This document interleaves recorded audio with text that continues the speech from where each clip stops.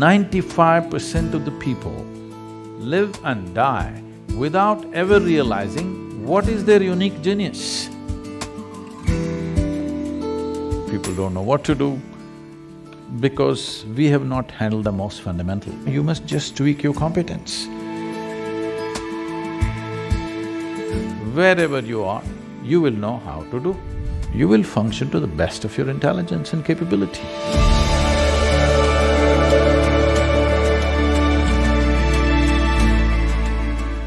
One of the things that someone that we actually met a couple weeks ago, the dean of Harvard Business School, said to me, we were talking about leadership, and he was sharing his philosophy about leadership as the dean of a major business school. And he sort of said, for me, it's about knowing, acting, being, having some real knowledge and expertise to lead, taking action upon it, and then living every day that way. And one of the things that I think has been the most amazing about Sadhguru's journey is the actions that he has taken. You saw some of the programs up there, but maybe you can describe some of the things that you have going on in the world, because it's not just about coming and talking and meeting and philosophizing, it's actually about taking action. So maybe you can tell us some of the things that you have going on around the world and how you get them resourced.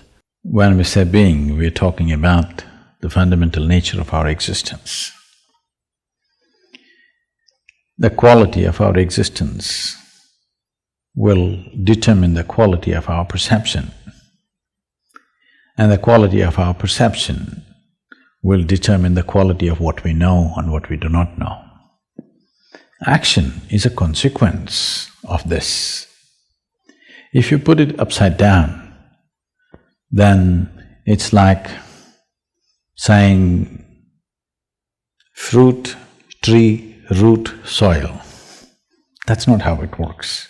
Soil, root, tree, and then fruit. If you put it upside down, you may pull out something forcefully, but the damage is there.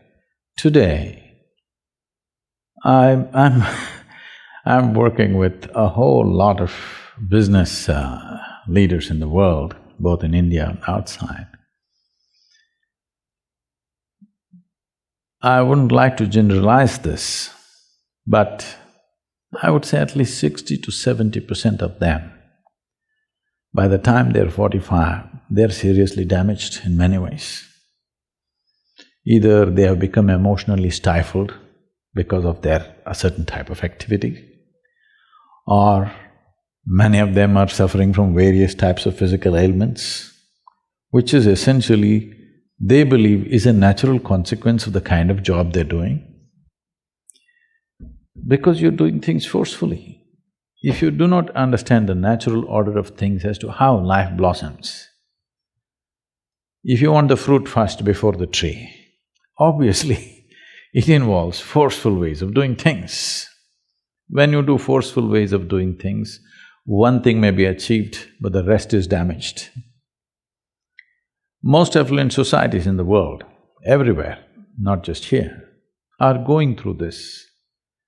They have become affluent, but the fundamental idea of seeking affluence, either in individual life or in a society or in a nation, is because it will give us a choice fundamentally of nourishment and lifestyles. This is the reason why human beings seek affluence, so that it'll give us a whole choice of nourishment and lifestyles. Now, if you look at people's lives, these choices are not something that they're enjoying. These choices are just freaking them out. People don't know what to eat, people don't know what to do, because we have not handled the most fundamental. We want to be on the racetrack, but we don't want to build a machine for it. We just want to win. Nobody wins a race because they desire it. Who doesn't desire victory? Everybody does. But only competence wins in the end. So whether it's in a school or in a college or in a professional atmosphere, Instead of tweaking our competence, we are tweaking our desire, which we call as ambition or goal-orientedness or whatever. You're tweaking your desire without tweaking your competence, or you may be tweaking your competence, but it's coming behind the desire. No, you must just tweak your competence. What you can do may be beyond your desire, or it may be little less than that, we don't know.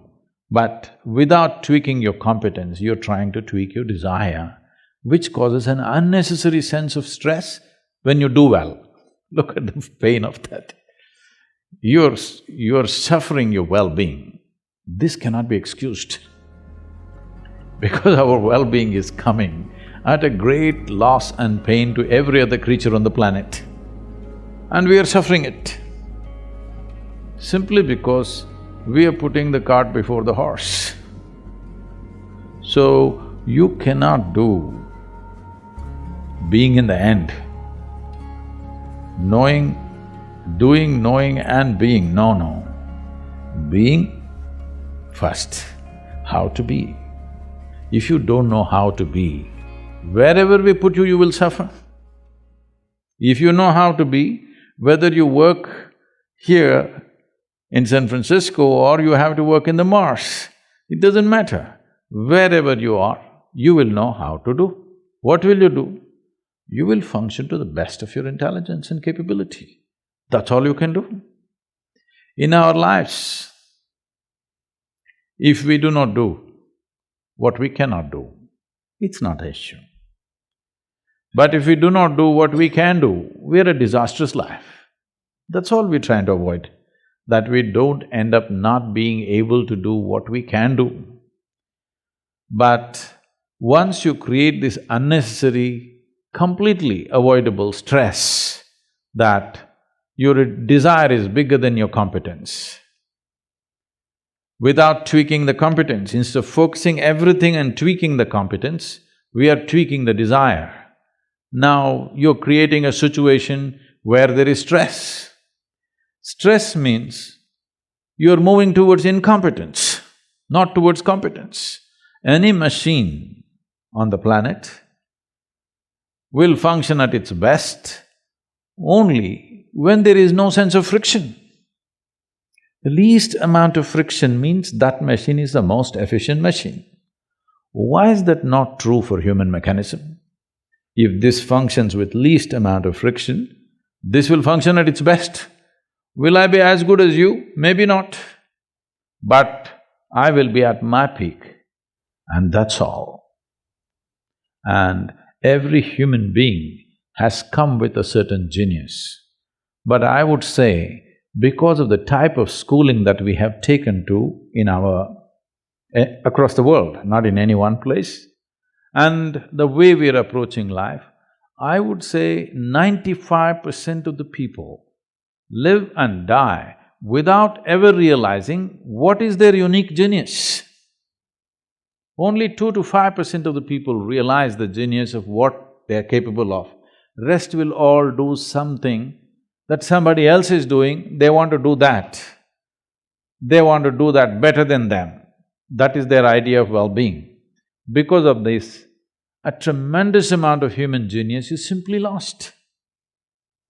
And that is the biggest crime on the planet, that human genius is stifled because everybody is trying to be in one basket and be on top of everybody else. This is a very rudimentary way of functioning in the world. Unfortunately, that's become the way everywhere. We're trying to do something, but that's in small scale. The large-scale schooling and education and professional seekings are all in this way. We all wanted to get into one basket and be on top of the pile. It's a cruel way to live. If you get there also, you will suffer. If you don't get there also, you will suffer.